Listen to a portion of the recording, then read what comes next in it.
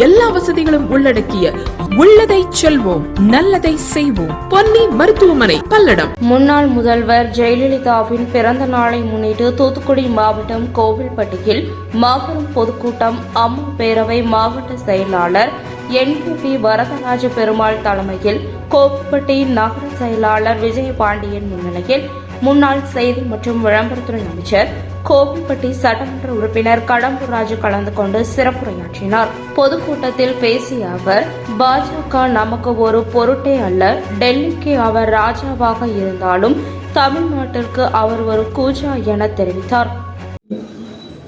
எப்படி இந்த திமுக இன்னைக்கு விடிய ஆட்சி, திமுக ஆட்சி எப்படி ஆட்சிக்கு வந்துச்சு, நாம் ஏன் வெற்றி பெறல? அதுபோல ஆட்சிக்கு வந்த பிறகு அவருடைய ஆட்சியுடைய அவலங்களை இன்னைக்கு பிஜேபி விட்டாரு. ஏன்னா அது நமக்கு ஒரு பொருட்டே இல்லை. அவங்க டெல்லிக்கு ராஜானாலும் இங்க பூஜா தான். பிஜேபி பொறுத்தவரை டெல்லிக்கு வேணா ராஜா வச்சுக்கணும். ஏன்னா அதனால அதை பத்தி பேசணும்னு நினைக்கிறேன். அந்த வகையில் இன்னைக்கு திமுக ஆட்சியின் அவலங்களை, நாட்டில் இருக்கின்ற நிலைமைகளை எனக்கு முன்பாக தெளிவாக எடுத்து கூறி நமது மாவட்டத்தின் அரசியலை பற்றியும் வருவதற்கு முன்னால கேட்டு தெரிஞ்சுக்கிட்டாரு. கோவில்பட்டிக்கு அறிவிச்ச உடனே கோவில்பட்டியில் என்னென்ன திட்டங்கள் அவரே சொல்லிட்டாரு. ஆக இப்படிப்பட்ட நிலையிலே இன்றைக்கு அனைத்து இந்திய அண்ணா திராவிட முன்னேற்ற கழகம் நாடாளுமன்ற தேர்தலை நாம் சந்திக்க இருக்கின்றோம். ஈரால் செல்வமும் முடிச்சிட்டு இருக்காரு. அவர் என்ன இந்த முன்னணி கபடி போட்டியெல்லாம் நடத்திட்டார் போன வாரம். ஆக இப்படிப்பட்ட நிலையில நாம் கூட்டத்தை நடத்தி அம்மாவுடைய புகழுக்கு புகழ் சேர்க்கின்ற பணியை நம்முடைய கடமையாக நாம் செய்து கொண்டிருக்கிறோம். இன்னைக்கு காலையிலிருந்து பார்த்தீங்கன்னா தமிழ்நாடு முழுவதும் அன்னதானங்கள், நலத்திட்டங்கள். இன்னைக்கு வர்ற வழியில கூட ஒரு காலைக்கு போனோம். நாங்கள் திடீர்னு போறதுக்குள்ள ஃபோன் பண்ணி கூப்பிட்டாங்க. போனால் அங்கே சக்கரை பொங்கல், கேசரி எல்லாம் போட்டு மக்கள், குழந்தைகளும், பெண்களும், தாய்மார்களும் தங்களுடைய இல்லத்திலே ஒரு தலைவிக்கு, மறைந்த தலைவிக்கு பிறந்தநாளை கொண்டாடுகின்ற நிலையிலே தான் இன்னைக்கு தமிழக அம்மாவுடைய பிறந்தநாளை கொண்டாடுகின்றது. ஒவ்வொருத்தரும் இன்னைக்கு தங்களுடைய இல்லத்திலே ஒரு தலைவியை இழந்ததை போல அந்த உணர்வோடு அம்மாவுடைய பிறந்தநாளை, 76 பிறந்த நாளை அம்மாவுக்கு நிகர் அம்மா தான். இன்னைக்கு பார்த்தீங்கன்னா இந்த வருஷம் என்ன சிறப்புன்னா 24ஆம் தேதி அம்மாவுடைய பிறந்தநாள். அம்மா பிறந்து மகத்திலே பிறந்து ஜெகத்தை ஆண்ட ஒரு ஒப்பற்ற தலைவி, புரட்சி தலைவி. இன்னைக்கு மக நட்சத்திரமும் இன்னைக்கு தான் கரெக்டாக வந்துருக்கு. ஆக இன்னைக்கு தேதியும் ஒன்று, நட்சத்திரமும் ஒன்று, கரெக்டாக சரியாக இன்னைக்கு அம்மாவுடைய பிறந்தநாள் 76ஆவது பிறந்தநாள். அது ஏன்னா அம்மாவோட ஆசீர்வாதம் நமக்கு கிடைக்க போகுதுங்கிறது தான் இன்னைக்கு உங்களோட வந்துருக்கு. ஏன்னா நாடாளுமன்ற தேர்தல் நமக்கு அதிக போகும். தேர்தல் நமக்கு புதுசு இல்லை. அனைத்து இந்திய அண்ணா திராவிட முன்னேற்ற கழகத்திற்கு தேர்தல் என்பது அல்வா சாப்பிட்ற மாதிரி. தேர்தலை பார்த்து நம்ம பயப்படுகின்ற இயக்கம் அனைத்து இந்திய அண்ணா திராவிட முன்னேற்ற கழகம் அல்ல. அது எந்த தேர்தலாக இருந்தாச்சு. ஏன்னா கத்துக்கிட்ட தேர்தலை பிறக்கும் போதே தேர்தலை சந்தித்த கட்சி அனைத்து இந்திய அண்ணா திராவிட முன்னேற்றங்களும் கருவிலை உருவாகி பிறந்து குழந்தையாக இருந்து தவறும் போதே தேர்தலை சந்தித்த ஒரு கட்சி என்று உட்கொண்டால் இந்திய துணைக்கண்டத்தில் அது அனைத்து இந்திய அண்ணா திராவிட முன்னேற்ற கழகம் தான். ஏன்னா அவர் தெரியும், 1972 அக்டோபர் 10ஆம் தேதி புரட்சி தலைவர் எம்ஜிஆரை கருணாநிதி வாழ்க்கையிலே செஞ்ச நல்ல காரியம் அந்த கட்சி விட்டு நீக்கினார். ஏன்னா எப்படிப்பட்ட கெடுவான் கேடு நினைப்பான். விநாச காலை விபரீத புத்தின்னு சொல்லி மகாபாரத ராமாயணத்தில் கதை வரும். அந்த ராவணனுக்கு கெட்டு போனது தான் புத்தி அப்படி போச்சு. அதுக்கு பிறகு ராவணனோட என்ன ஆச்சு, அழிவுக்கு வரணும். அதே போலதான் புரட்சி தலைவர் எம்ஜிஆரை சாதாரணமாக துச்சமனம் மதித்து அக்டோபர் 10ஆம் தேதி 1972 கட்சி விட்டு இருக்கிறார். அதற்கு பிறகு தமிழகம் முழுவதும் புரட்சி தலைவர் எம்ஜிஆர் ரத்தத்தின் ரத்தங்களாக இருக்கின்ற புரட்சி தலைவர் எம்ஜிஆருடைய உடன்பிறப்புகள், ரசிகர் மன்றத்தை சேர்ந்தவர்கள், பொதுமக்கள் அனைவரும் சேர்ந்து நீங்கள் ஒரு இயக்கத்தை ஆரம்பிக்க வேண்டும், துவக்க வேண்டும் என்று சொல்லி மக்களால் ஆரம்பிக்கப்பட்ட இயக்கம் தான் அனைத்து இந்திய அண்ணா திராவிட முன்னேற்ற கழகம். அதான் மாபெரும் மக்கள் இயக்கம் என்று இன்னைக்கு நாம் சொல்றோம். புரட்சி தலைவர் சொல்லுவார், இந்த இயக்கத்தை நான் ஆரம்பிக்கல. புரட்சி தலைவர் கருணாநிதி கட்சி விட்டு நிற்கணும்னு நான் என்ன செய்யணும் போய் வீட்டில் யோசிச்சுட்டு இருந்தேன். தமிழ்நாடு கூட ஒரு பஸ் ஓடலை, ஒரு லாரி ஓடலை, ஒரு பைக் ஓடலை, ஒரு கார் ஓட்ட முடியல. எல்லா இடத்துலையும் மக்கள் தகராறு பண்ணி எல்லாத்தையும் பாட்டு. புரட்சி தலைவர் எம்ஜிஆர் படத்தை ஒட்டினாதான் எந்த வண்டியும் வாகனம் இயங்குன்றதை தமிழ்நாடு தந்துச்சு. அது ஒரு வரலாறு. அந்த வரலாறுல யாருக்குமே எந்த காலத்திலையும் எந்த உலகத்திலும் யாருக்கும் கிடைக்காது. அப்படிப்பட்ட நிலையில புரட்சி தலைவர் எம்ஜிஆர் இந்த இயக்கத்தை அனைத்து அண்ணா திராவிட முன்னேற்ற கழகம் இந்த மாபெரும் மக்களுக்கு இந்த துவக்கி 6 மாசம் 72 அக்டோபர் 17ஆம் தேதி துவக்குறாரு. 73வது வருஷம் கட்சி ஆரம்பிக்கப்பட்டு 6 மாசம் கொள்கை இல்லை, கிளை போடல, அமைப்பு போடல, தலைமை கழக நிர்வாகிகள் இல்லை. இன்னும் சொல்ல போனா கட்சி கொடி இருக்கு, கொடி கூட இன்றைக்கு இருக்கின்ற கொடி கிடையாது. கருப்பு சிவப்புல தாமரைப்பு போட்ட கொடி தான் முதல்ல புரட்சி தலைவர் எம்ஜிஆர் கட்சி ஆரம்பிக்கும் போது கருப்பு சிவப்புல தாமரைப்பு கொடி தான். விஜயபாண்டியனுக்கு தெரியும், இங்க உள்ள மேடையில் உள்ள மூத்த நிர்வாகிகள் தெரிஞ்சிருக்கும், ராமச்சந்திரனாஜிக்கு தெரியும். எனக்கு தெரியும். நான் இப்போ 9th படிக்கேன், 10th படிக்கேன். கொடி ஏற்றும் போது என்கேபி என்னாச்சு தெரியும். கொடி ஏற்றிருப்பார், தாமரை கொடியெல்லாம் கொடி ஏற்றி கொண்டு சிரிக்கார். நான் கொடி ஏற்றுறத சொல்கிறேன்.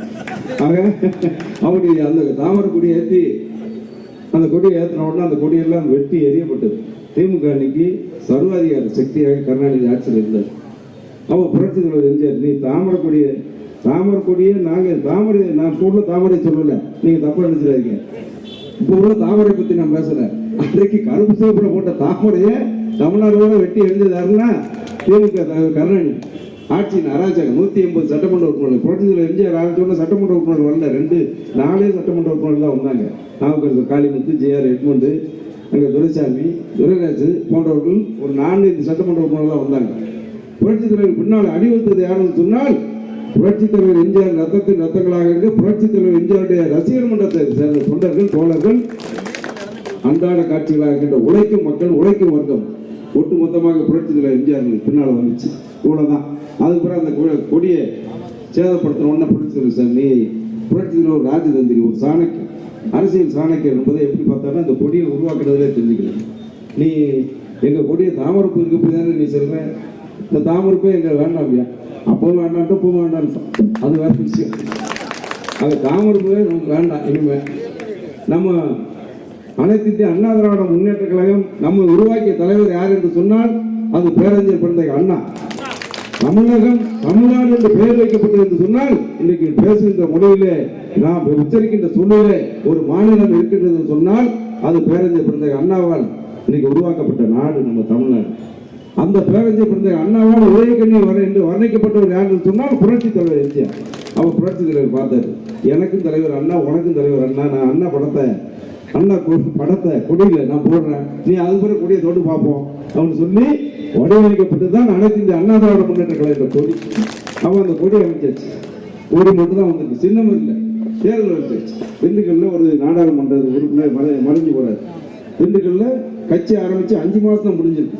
5 மாசம் எத்தனை நாள் சொல்லு கையை கட்டிட்டு இருக்கேன். 150 நாள். புரட்சி தலைவர் எம்ஜிஆர் படம் இன்னைக்கு எந்த படம்னாலும் 150 நாள் ஓடும். அதே போல கட்சி ஆரம்பிச்சு 150 நாள் தான் ஆச்சு. அப்ப புரட்சி தலைவர் கட்சி பத்தி கருணாநிதி சொன்னார், இந்த கட்சி அவர் நடித்த படத்தை போல 100 நாள் ஓடுமா 150 நாள் ஓடுமான்னு சொன்னார். அது இன்னும் ஓடுது, இப்பவும் ஓடுது. புரட்சி தலைவர் அம்மாவுக்கு சொன்னது போல இன்னும் 100 ஆண்டுகள் ஆனாலும் இந்த கட்சி ஓடும், இந்த கட்சி ஆளும். இதுதான் அன்னைக்கு அண்ணா திராவிட முன்னேற்ற கழகத்தில் வரல. ஆக 150 நாள் 5 மாசத்துல தேர்தல் வருது. தேர்தல் வரும்போது திண்டுக்கல் பாராளுமன்றத்தில் சின்னம் இல்லை. புரட்சி தலைவர் எம்ஜிஆர் நிராயுதபாணியாக நிர்கதியாக நேரடியாக தேர்தல் களத்தில் சந்திக்கின்றார். ஏன்னா கட்சி ஆரம்பிச்சாச்சு. இப்ப எத்தனை பேர் கட்சி ஆரம்பிக்க ஆரம்பிச்சு ஒரு தேர்தலே ஜெயிச்சிருக்கா? கட்சி ஆரம்பிச்சு எந்த கட்சியாவது வெற்றி பெற்றிருக்கா? எந்த கட்சியாவது ஆட்சிக்கு வந்திருக்காங்க? கட்சி ஆரம்பித்த ஒரே கட்சி முதல் தேர்தலில் ஆட்சியை பிடித்த வரலாறு உண்டென்றால் அந்த கட்சி, அந்த பெருமைக்கு அண்ணா திமுக உண்டு. இன்னும் சொல்ல போன பேருந்து அண்ணா கூட திமுக ஆரம்பிச்சாரு. அவர் எத்தனை தேர்தல் சந்திச்சார்? 67 தான் ஆட்சிக்கு வர முடிஞ்சது. அண்ணாவை நான் குறைச்சி மதிப்பிட்டு சொல்லல. ஏன்னா ஒரு மகத்தான மக்கள் சக்தி படைத்த தலைவர் உண்டென்றால் அது புரட்சி தலைவர் எம்ஜிஆர் தான். அதுக்கு மாற்று சக்தி இல்லை. அதுக்கு பிறகு அந்த இடத்தை நிரப்பியது யார் என்று சொன்னால் புரட்சி தலைவி அம்மா. இதே புரட்சி தலைவி அம்மாவுக்கு அந்த பேரும் போடணும். ஆக தேர்தல் வந்து திண்டுக்கல் தேர்தலில் போய் நேரடியாக வேட்பாளர் நிப்பாட்டியாச்சு. சின்ன பேரை பார்த்துக்கலாம், போய் தேர்தல் செஞ்சுப்போம் அவன் சொல்லி மாயத்தவர்னு ஒரு வேட்பாளர் நிப்பிட்டு 5 மாத குழந்தையா இருக்கும்போது திண்டுக்கல் தேர்தலில் அனைத்து அண்ணா திராவிட முன்னேற்ற கழகம் தேர்தல் களத்தில் நாடாளுமன்ற தொகுதி இப்போ வருதுல, இது மாதிரி 6 சட்டமன்ற தொகுதி உள்ளடக்கி நாடாளுமன்ற தொகுதிக்கு இடைத்தேர்தல் நிப்பாட்டியாச்சு. வேட்பாளர் நிப்பாட்டியாச்சு. எதிர்த்து யார் தெரியுங்களா? சர்வ வல்லமை மிக்க இந்தியாவின் இரும்பு பெண்மணி என்று அழைக்கப்பட்டு இந்திரா காந்தி அவர்கள் பாரத பிரதமராக இருக்காங்க. அவங்க கட்சி நீக்கி பெருந்தலைவர் காமராஜர் அன்னைக்கு ஒரு உயிரோடு இருக்கார். மக்களால் பெருந்தலைவர் என்று சொல்லி கர்ம வீரர் என்று அழைக்கப்பட்ட காமராஜரோடு இன்றைக்கு உயிரோடு இருக்க அவருடைய கட்சி தேர்தல் வருது. கருணாநிதி 180 சட்டமன்ற உறுப்பினரோடு நிறுவனமான அபரிமிதமான மெஜாரிட்டியோட ஆட்சியில் இருக்காரு. சர்வாதிகாரியை மாதிரி அன்னைக்கு உருட்டல் மிரட்டல்லாம் அவ்வளவு. திண்டுக்கல் தேர்தலில் இருந்த விளாத்தி ஒருத்தர் யாக்கோப் ரெட்டியார் கூட காலை விட்டுனாங்களே. இங்கேருந்து போன நம்ம மாவட்டத்திலிருந்து போனால் தேர்தல் பணியை செய்து யாக்கோப் ரெட்டியார் என்பவர் கூட கால் வெட்டப்பட்டது. அவ்வளோ அராஜகம், அக்கிரமம். அதெல்லாம் எதிர்த்து அனைத்து இந்திய அண்ணா திராவிட முன்னேற்ற கழகம் பெருந்தலைவர் காமராஜர் களத்தில் நிற்கின்றார்.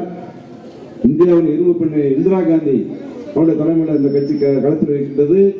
அன்றைக்கு சர்வாதிகாரியாக இருக்கின்ற திமுக தலைவர் கருணாநிதி முதலமைச்சராக இருந்த தேர்தலை சந்திக்கின்றார்.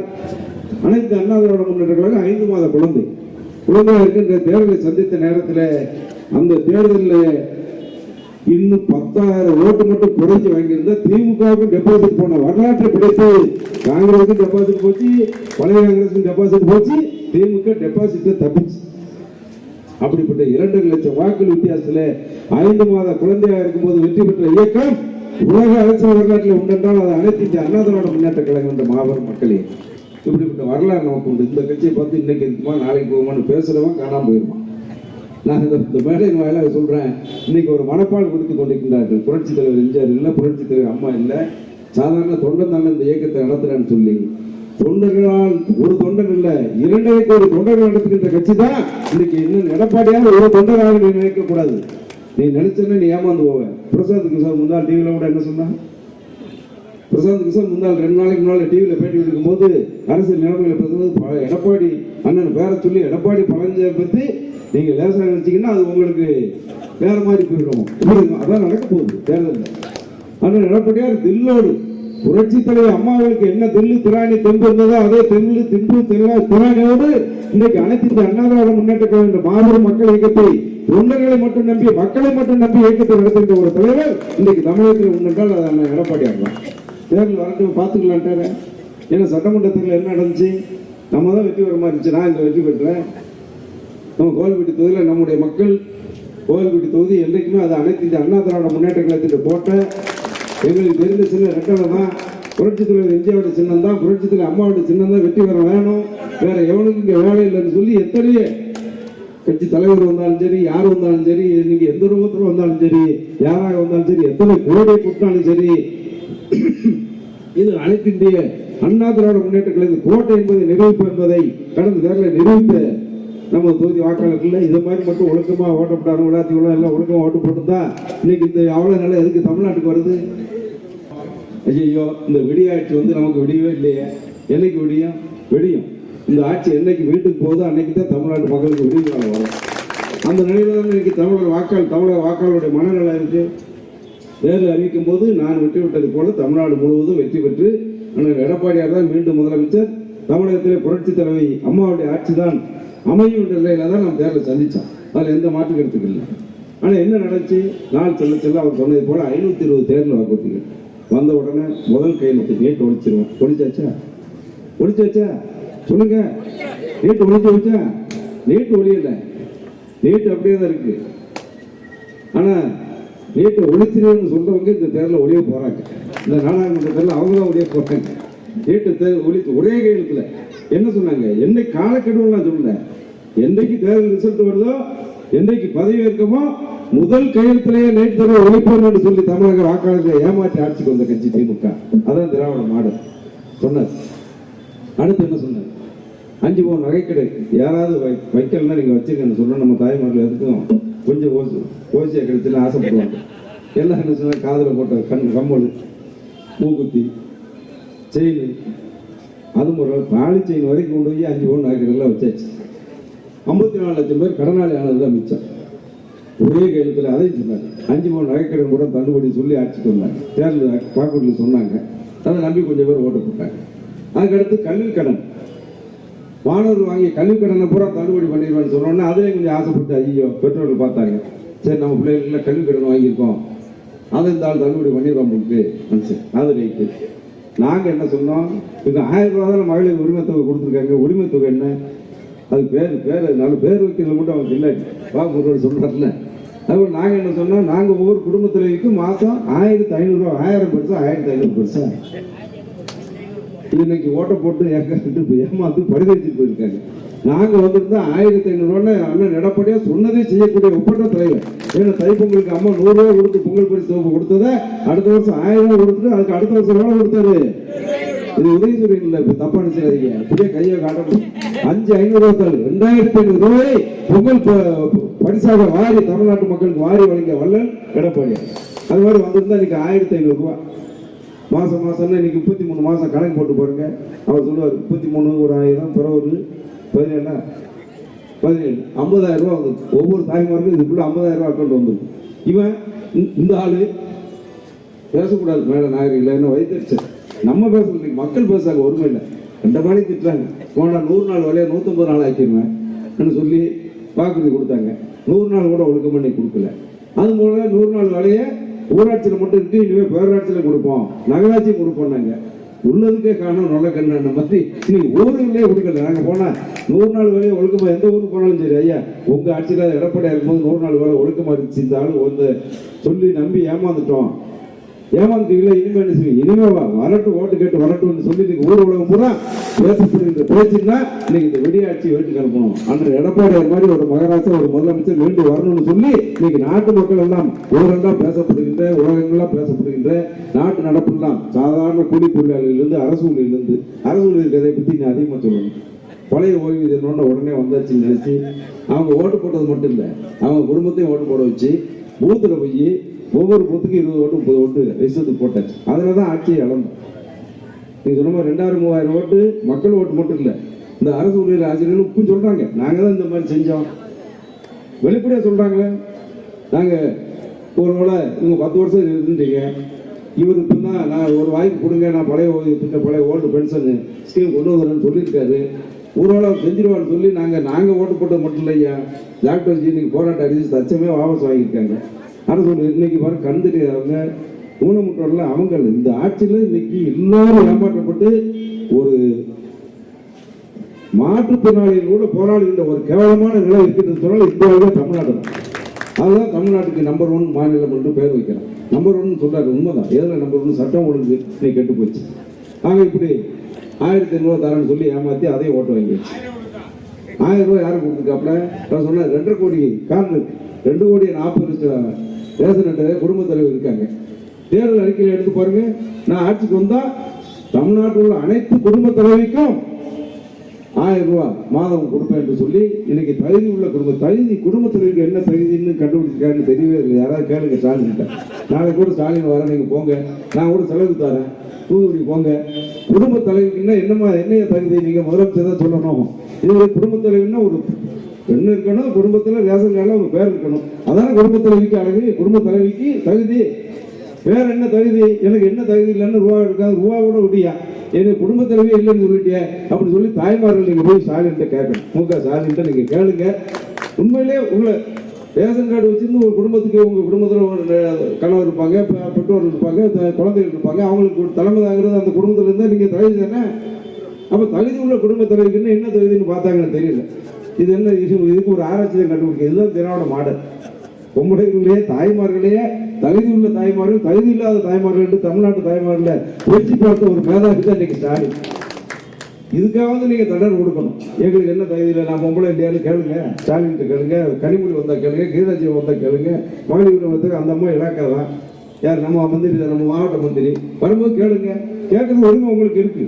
ஏன்னா இன்னைக்கு ஆட்சியில் இப்படி ஏமாற்றி வந்துட்டாங்க. இன்னைக்கு அரசு ஊழியர் ஆசிரியர்கள்னு சொல்றாங்க. சரி, முடிஞ்ச முதல் கதை முடிஞ்சு வச்சு, இனிமேல் தேர்தல் வராமல போகும். நாங்கள் அன்னைக்கு எப்படி அங்கே இது ஓட்டு போட்டோமோ இனிமேல் 40 ஓட்டு போடுவோம். எதுக்கு போடுவோம் அப்படி சொல்லி இன்னைக்கு அரசு ஊழியர் ஆசிரியர் கூட கொந்தளிச்சு போயிருக்கோம். இன்னைக்கு ஆக கூலி தொழிலாளர்களிலிருந்து அரசு IAS அதிகாரிகள் வரை, அரசு ஊழியர்களிலிருந்து IAS அதிகாரிகள் IPS அதிகாரிகள் வரைக்கும் இன்னைக்கு யாருக்கு பாதுகாப்பு, நாட்டில் யாருக்கு பாதுகாப்பு இருக்கு? எந்த வீட்டையும் போட்டிட்டு போக முடியல. சட்டம் ஒழுங்கு இன்னைக்கு டிவியில் பாருங்க, DCR டெய்லி கிரைம் ரிப்போர்ட் ஒரு தொடர் மாதிரியே ஓடுது. எந்த சேனலில் பார்த்தாலும் நமக்கே பயமா இருக்கு. தீவிரவாதம், அதுக்கு காரணம் என்ன? போதைப் பொருள் நடமாட்டம் தாராளமாக இருக்கு, ஆக்சிடென்ட், விபத்து, இதெல்லாம் தமிழ்நாட்டில் இது வரைக்கும் ஒரு 10 வருஷம் புரட்சி தலைவர் அம்மாவுடைய காலத்தில், எடப்பாடியார் காலத்திலும் தமிழகம் அமைதி பூக்காக விளங்கியது. எந்த சலசலப்பு இருந்துச்சா? இன்னைக்கு சட்டம் ஒழுங்கு கெட்டு போச்சு. மின்கட்டண உயர்வு ஏற்றியாச்சு, வாழ்வுல உயர்வு ஏற்றியாச்சு, விலைவாசி 40% ஏற்றியாச்சு. இனிமே எப்படி? இதுக்கு மேல என்ன வேணும்? இனிமே ஓட்டு போடுவாங்களா? இனிமே மக்கள் திமுக ஓட்டு போட தயாரா இருப்பாங்களா? சொல்லுங்க. நம்மை இந்த நிலைக்கு ஆளாக்கி ஏமாற்றி தேர்தல் வாக்குறுதியாக அளித்து மக்களை நம்ப வைத்து கழுத்தெடுத்த ஆட்சி, வெடியாட்சி, வீட்டுக்கு அனுப்புவோம் என்ற நிலையில இன்னைக்கு தமிழக வாக்காளர் இருக்கின்றார்கள். இந்த வருகின்ற தேர்தலில் அவளை வீட்டுக்கு அனுப்பிவிட்டு மீண்டும் புரட்சி தலைவர் அம்மாவுடைய ஆட்சி தமிழகத்தில் மலர்ந்தால்தான் நமக்கு விடிவாளம் என்ற நிலையில தான் இன்றைக்கு மக்கள் காத்துக் கொண்டிருக்கின்றார்கள். ஆக புரட்சி தலைவர் அம்மாவை பற்றி சொல்லணும்னா எப்படிப்பட்ட தலைவி? அம்மா என்ன திடீர்னு நேற்று பெய்த முளையில் இன்னைக்கு முளைச்ச காலங்கள் மாதிரி தலைவர்களாக வந்துக்கிட்டு ஏதோ ஐபிஎஸ் படிச்சுட்டு பிஆர்எஸ் கொடுத்துட்டு டெப்டேஷன் வந்த அரசியல்வாதி அம்மா.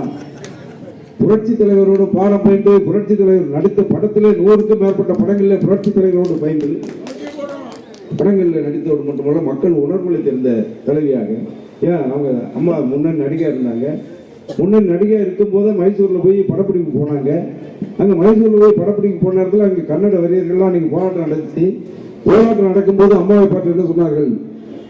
தமிழ் ஒழிக கன்னட வாழ்க என்று சொன்னாதான் இங்க படப்பிடிப்பு நடத்தணும், இங்க இந்த இடத்த விட்டு நீங்க போக முடியும்னு சொன்ன இடத்துல என்னுடைய உயிரே சென்ற போனாலும் சரி இந்த இடத்துல நான் சொல்கிறேன் தமிழ் வாழ்க கன்னட ஒழிக என்று சொல்லி கன்னடங்கள் சொன்ன சிங்கநகை தலைவர் புரட்சி தலைவர் அம்மா அவர்கள். அதுக்கு பிறகு நாடாளுமன்ற உறுப்பினராக முதலமைச்சராக வந்து புரட்சி தலைவர் அம்மாவுடைய மறைவுக்கு பிறகு முதலமைச்சரான பிறகு இந்தியாவில் எத்தனை முதலமைச்சர் இன்னைக்கு பாரத பிரதமராக இருக்கின்றார் மோடி, அவரும் முதலமைச்சராக தானே இருந்தார் குஜராத்தில். அம்மா தமிழ்நாட்டில் முதலமைச்சராக இருக்கும்போது அவர் இங்கே முதலமைச்சர். அங்கே டெல்லியில் மன்மோகன் சிங் முதலமைச்சராக பிரதமராக இருந்த நேரத்தில் முதலமைச்சர் மாநாடு நடக்கு. அந்த மாநாட்டில் கலந்து கொள்கின்ற முதலமைச்சரில் மம்தா பானர்ஜி முதலமைச்சராக இருக்கின்றார், புரட்சித் தலைவர் அம்மாவும் முதலமைச்சராக இருக்கின்றார்.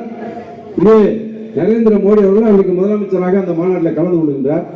அங்கே போய் அம்மா அவர்கள் பேசுகின்றார். தமிழ்நாட்டு நலன் சார்ந்த விஷயங்களை பேசும்போது உங்கள் டைம் முடிஞ்சு போச்சுன்னு பெல் அடிச்சாங்க. பெல் அடித்த உடனே அம்மா சிங்கமாக எழுந்து இந்திய அரசியல் வரலாற்றை நம்ம நாடு சுதந்திரம் பெற்ற பிறகு பிரதமர் நடத்திய மாநாடுகளில் ஒரு முதலமைச்சராக இருந்து அந்த கூட்டத்தை கண்டித்து வெளிநடப்பு செய்த வெள்ளி மிக்க திராணி மிக்க ஒரு முதலமைச்சர் உண்டு என்றால் நம்ம தமிழ்நாட்டின் மானத்தை காப்பாற்றிய தலைவி ஒப்பற்ற தலைவி புரட்சி தலைவி. நீ மணி அடித்த உடனே உட்காரக்கூடிய ஜாதி நான் அல்ல. 7 கோடி தமிழர்களின் உணர்வுகளை கடமைகளை அவருடைய உரிமைகளை பேசுவதற்கு அவனுக்கு என்னை பார்த்தா நீ மணி அடிக்க உன் மாநாட்டில் கலந்து கொள்வதற்கு நான் வெளியேற அந்த கண்டத்தை கூட்டத்தை கண்டித்து வெளியேறன்னு சொல்லி நமது நாடு சுதந்திரம் பெற்ற பிறகு பிரதமர் நடத்திய கூட்டத்தையே கண்டித்து வெளியேறிய ஒப்பற்ற சாதனை படைத்த முதலமைச்சர் நம்முடைய புரட்சி தலைவர் அம்மாவுக்கு. யாருக்கு அஞ்ச மாட்டாங்களே? அஞ்சுவது அஞ்சேல் பேதமை என்று புரட்சி தலைவர் புரட்சி கவிஞர் பாடிய பாரதி கண்ட புதுமை பெண்ணாக புரட்சி தலைவர் அம்மா அவர்கள் வாழ்ந்தார்கள். இன்னைக்கு அம்மாவை நினைச்சாலும் வேற வருமா? அம்மாவை பார்க்கும்போது நம்மலாம் அப்படி பார்க்கும்போது தெய்வமாலாம் இருந்தாங்க. இன்னைக்கு நம்ம நேரம் இன்னைக்கு அம்மா மட்டும் இருந்தால் இன்னைக்கு எந்த பேரும் செஞ்சாச்சு கோட்டை பக்கமே வந்திருக்க முடியாது. இருந்தாலும் அம்மாவுக்கு சொல்லி சென்றிருக்கிறார்கள் சட்டமன்றத்தில். இன்னைக்கு கூட்டணி கட்சி இருக்கு, அதை சொல்லக்கூடாது. தேர்தலில் சொன்னாங்க இதோட உங்க கதை முடிஞ்சுன்னு ஒரு கட்சி சொன்னாங்க, அந்த கட்சி கதை முடிஞ்சு. அதே போல யாரை பத்தி என்ன சொன்னாலும் சரி அம்மா வாக்கு தெய்வ வாக்கு சத்திய வாக்கார் சொன்னாங்க. எனக்கு பிறகும் அனைத்து இந்திய அண்ணா திராவிட முன்னேற்ற கழகம் 100 ஆண்டுகள் கழகத்தை ஆளும், தமிழகத்தை ஆளும், அதில் எந்த மாற்று கருத்து என்று சத்திய வாக்காக சொன்னார்கள். இன்னைக்கு அதுக்கு பிறகு அண்ணன் எடப்பாடி ஒரு சாதாரண தொண்டனாக அன்றைக்கு அமைச்சராக தான் இருந்தார். அம்மா சொன்ன நேரத்தில் இன்னைக்கு அவர் தலைமை தாங்கி இந்த இயக்கத்தை நடத்தி இந்த தேர்தலில் என்ன நம்ம குறைச்சிட்டோம்? ஒன்றும் இல்லை. அதே மாதிரி நாடாளுமன்றத்தில் வர இருக்கு. இந்த நாடாளுமன்ற தேர்தலில் என்ன நிலைப்பட்டு இந்த நாடாளுமன்ற தேர்தல் முடிந்த பிறகு நிறைய கட்சி காணாமல் போகும். இதுதான் இந்த நாடாளுமன்ற தேர்தலில் தமிழ்நாட்டில் நிறைய கட்சிகள் இதோடு கதையை பிடிக்கின்ற தேர்தல். தமிழக அரசியல் வரலாற்றில் திமுகவின் கதையும் முடிய போகிறது, பிஜேபியுடைய கதையும் முடிய போகுது. இது நாங்கள் வேடிக்கையாக சொல்லுவோம் நிச்சயம். ஏன்னா தமிழ்நாட்டில் இன்னைக்கு 3 வருஷமா ஆட்சியில் சொல்லி ஏமாற்றி ஆட்சிக்கு வந்தாச்சு, சொல்லி ஏமாற்றி ஆட்சிக்கு வந்தாச்சு. இன்னைக்கு மக்கள் விழித்து கொண்டார்கள். இந்த விடிய ஆட்சி இன்னைக்கு சென்னையில் வெள்ளம் டிவி தொலைக்காட்சியில் பார்த்தோமே கார் துப்புலையா மக்கள் இந்த கட்சி விடியாச்சு ஸ்டாலின் தான் வராது. நான் இன்னைக்கு காரில் போகிறேன், பட்ஜெட் ஏதோ தலைமைக்கழகத்து ஒரு நிகழ்ச்சிக்கு போகிறேன், 2 பேர் பைக்கில் போகிறான். எங்கள் காரு நம்ம கொடி கூட பார்க்கல, அவனா பேசிட்டு போகிறான். ஸ்டாலின் தான் வந்துட்டாரு, வெளியில் தந்துட்டாரு, வெள்ளத்தை கொடுத்துட்டாரு அப்படின்னா பேசிட்டு போகிறாங்க. இன்னைக்கு தமிழ்நாட்டில் மக்கள் மனநிலை தான். சென்னையில் நாரி போச்சாங்க. அதே போல் இன்னைக்கு தூத்துக்குடி மாவட்டத்தில் வெள்ளம் எத்தனை நாள் வழியாக இருந்துச்சு. சரி அதில் ஒழுக்கமாக கொடுத்தேன், நமது மாவட்டத்தில் கொடுத்தே இல்லை. அது என்ன 5 தாலுகாவுக்கு 6000 ரூபா, 5 தாலுகாவுக்கு 1000 ரூபா. இங்கே என்ன பாவம் செஞ்சோம்? ஓட்டப்படாத கோவில்பட்டி விளாத்திவரம் தொகுதி மக்கள் 5 தாலுகா இருக்குது. கைத்தாறு, கோவில்பட்டி, ஓட்டப்படாத, எட்டையாவரம், விளாத்திவரம். இந்த 5 தாலுகாவில் மட்டும் 1000 ரூபாயா? அங்கே உள்ளவங்களுக்கு 6000 ரூபா. இங்கே என்ன பாதிப்பு இல்லையா? இங்கே விவசாயம் கூட வந்தா உளுந்தெல்லாம் மக்கி போச்சு, மக்காச்சோளம் மக்கி போச்சு, சாஞ்சி போச்சு.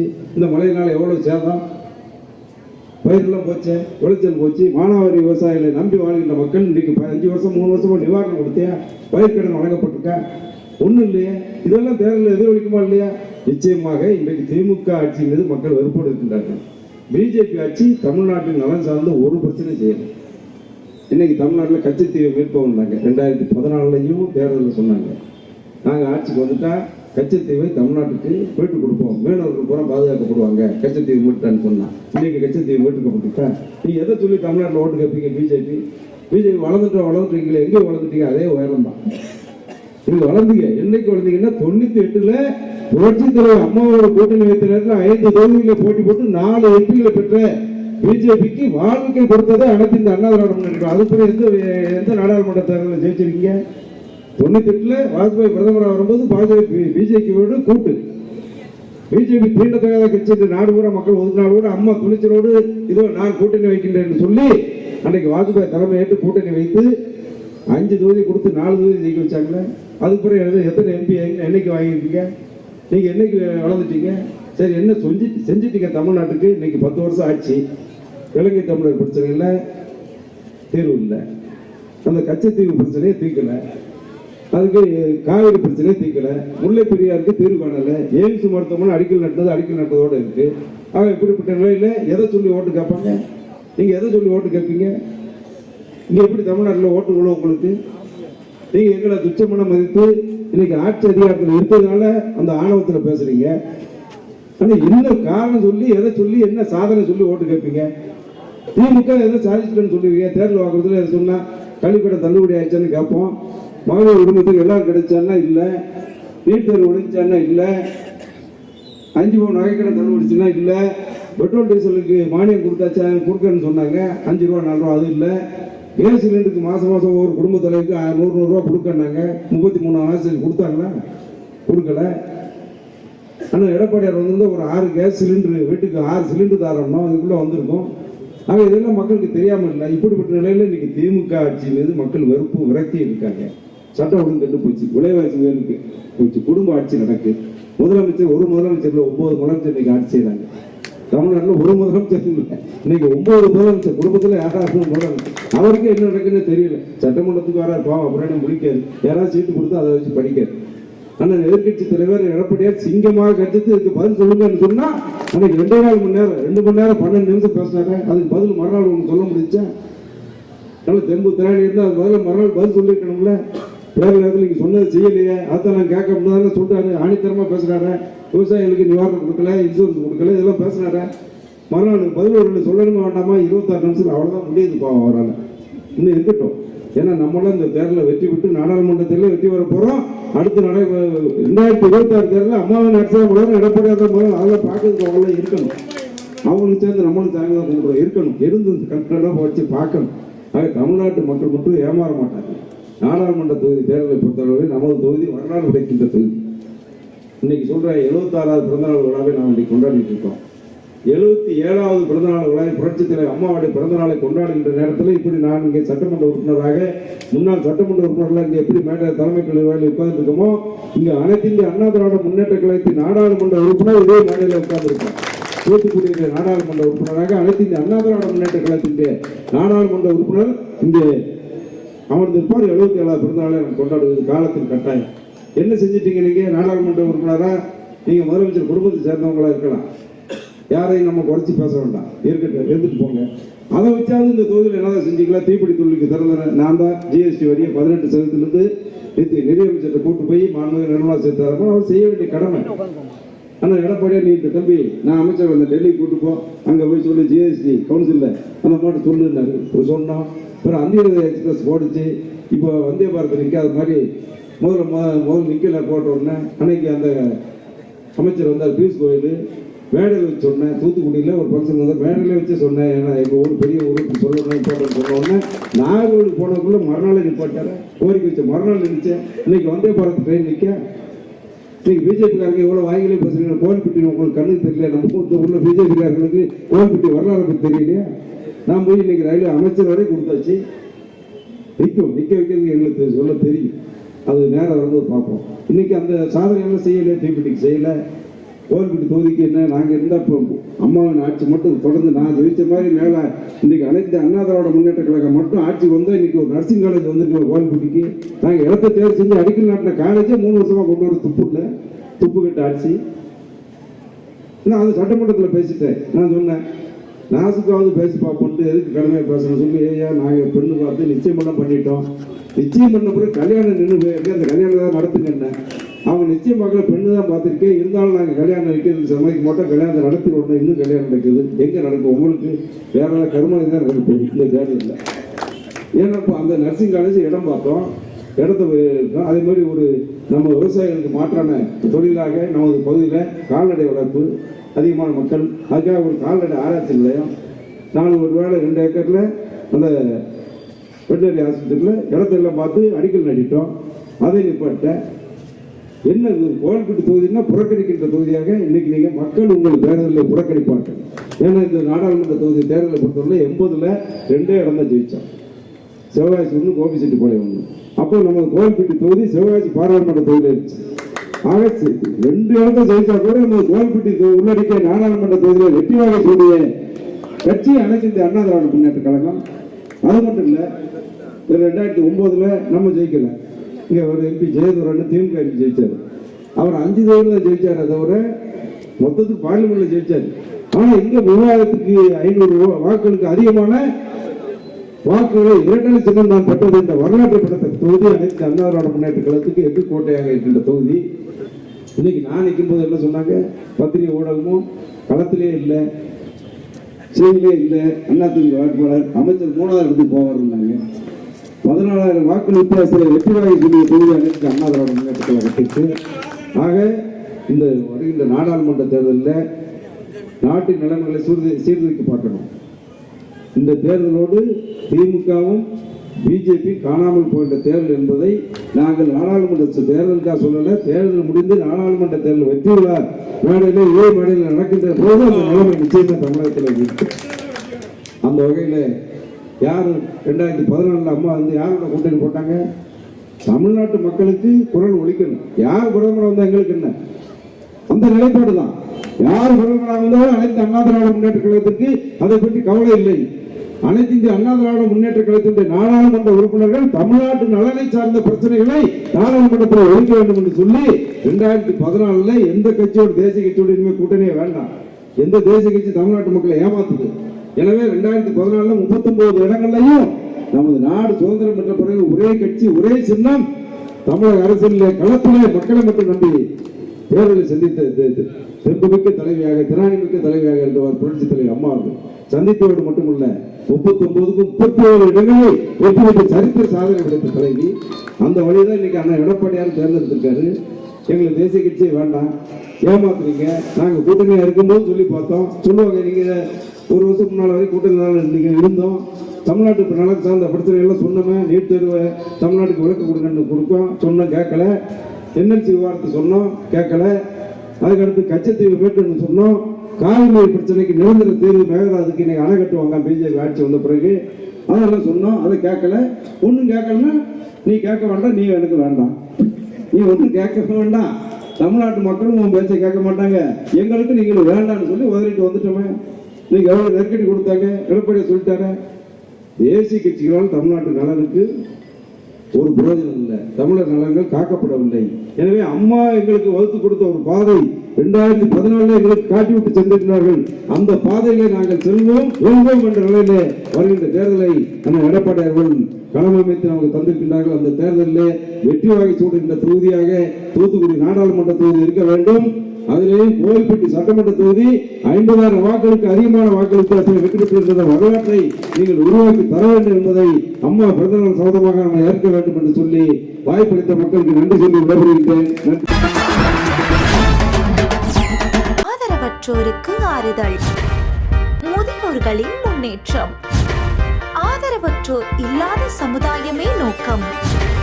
பல்வேறு சுப நிகழ்ச்சிகளுக்கு ஆதரவற்றோருக்கு அன்னம் வழங்க வேண்டும் என்றால் கொஞ்சம் இங்கேயும் கருணை காட்டுங்கள்.